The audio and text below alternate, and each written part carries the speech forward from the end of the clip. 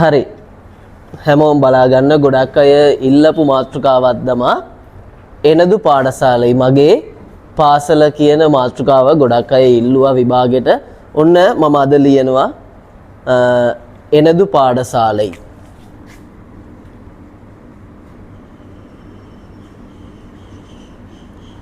එනදු පාඨශාලයි මගේ පාසල. හරිද? එතකොට කොහොමද මගේ පාසල ගැන වාක්‍ය ලියන්නේ කියන එක තමයි මම අද වාක්‍යයත් එක්ක ඔයාලට දෙන්න යන්නේ. ඉස්සල්ලාම අපි ලියනවා පාසලේ නම. එනදු පාඨශාලයි ಕು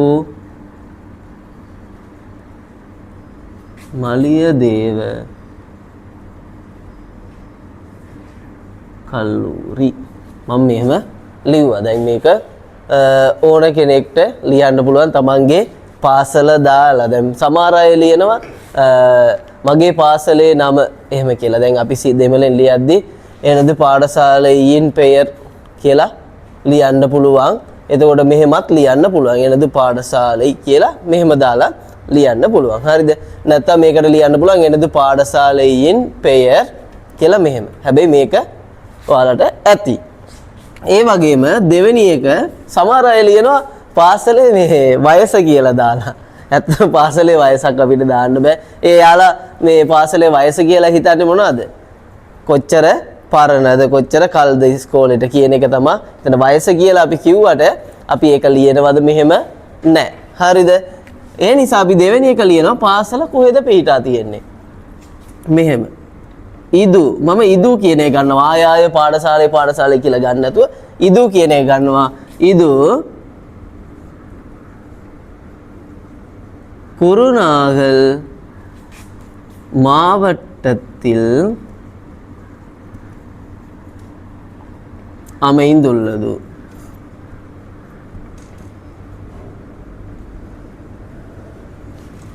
இது குருநாகல் மாவட்டத்தில் அமைந்துள்ளது. අපි දිස්ත්‍රික් හරි මොකක් හරි ප්‍රදේශයක් ගන්න ඕනේ. මම ගන්නවා ඕනම ඉස්කෝලේක ලියා ගන්න පුළුවන්. එතකොට இது குருநாகல் மாவட்டத்தில் அமைந்துள்ளது. මේක කුරුණෑගල දිස්ත්‍රික්කේ පිහිටා තියෙනවා. මේ அமைந்துள்ளது කියලා කියන එක මොකද්ද?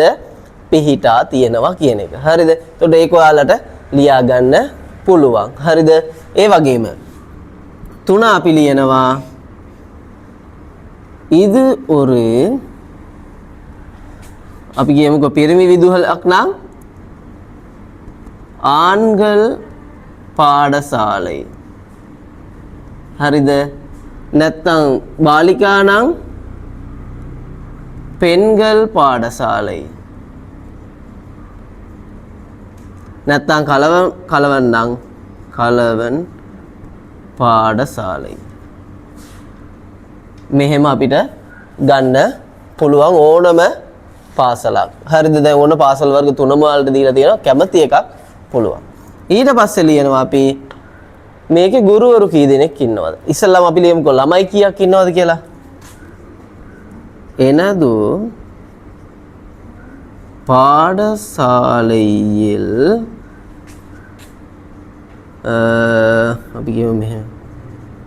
ඉලක්කමෙන් ලියන්න පුළුවන් 3000 මානවர்கள் ඉගෙන ගන්නවා කියලා කියද්දී කල්වි කට්කින්රනර්. නැත්තම් මේක කෙටියෙන් කියනවා නම් එනදු පාඨශාலையில் 3000 மாணவர்கள் இருக்கின்றார்கள் කියලා ලියන්න පුළුවන්. හරිද? ඊට පස්සේ දැන් පාසලේ ඉන්න ළමයි ගන්න ලියවනේ ගුරුවරු ගන්න. ඉංගු දැන් ඉංගු කියන එක දැන් හැම වෙලේම ගන්නේ නැතුව අපි ඉංගු 200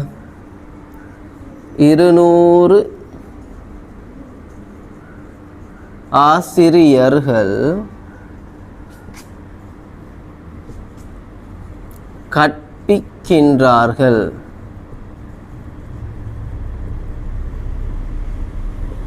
උගන්වනවා කියන එක මම ලියුවා. හරිද?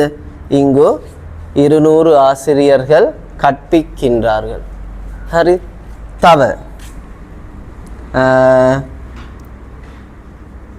එනදු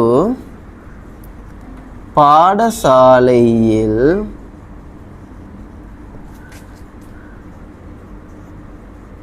நிறைய කට්ටිඩංගල් උල්ලන ඒකත් කියන්න පුළුවන්නේ මගේ පාසලේ ගොඩක් ගොඩ නැගිලි තියෙනවා ලේසි ඒවා ලේසි වාක්‍ය කොහොමද අපි පාසල ගැන වාක්‍ය 10ක් ලේසියෙන් ලියා ගන්න ඊට පස්සේ இங்கு ஒரு பெரிய மைதானம் உள்ளது இங்கு ஒரு பெரிய மைதானம் உள்ளது මෙහි ලොකු මොනවද පිට්ටනියක් තියෙනවා දැන් ලේසි දේවල් තියෙන දේවල් ලිව්වම ඇති නේද ලේසියෙන් ලියන්න පුළුවන් ඊට පස්සේ எனது பாடசாலையில் பாடசாலை அதிபரின் பெயர் විදුහල්පතිගේ නම ලියන්න පුළුවන්නේ මම නිකන් ලියනවා මෙහෙම තිරු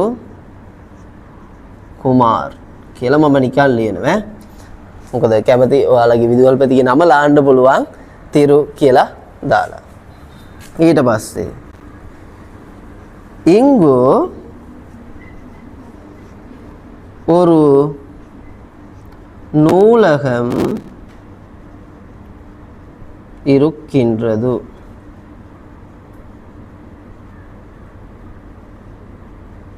මෙහි පුස්තකාලයක් තියෙනවා 10 ලේසි එකක් நான்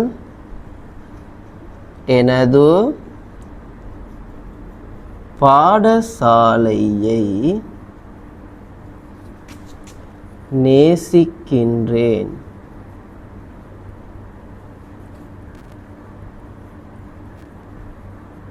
ඔන්න ලේසියෙන් පාසල ගැන වාක්‍ය 10ක් ලියන්නේ කොහොමද කියලා ඔන්න මම ඔයාලට කියලා දුන්නා මේක ලියා ගන්න පුළුවන් වාර විභාගෙට ඔන්න අලුත් මාතෘකාවක් එනදු පාඩශාලයි හරි එහෙනම් ලියා ගන්න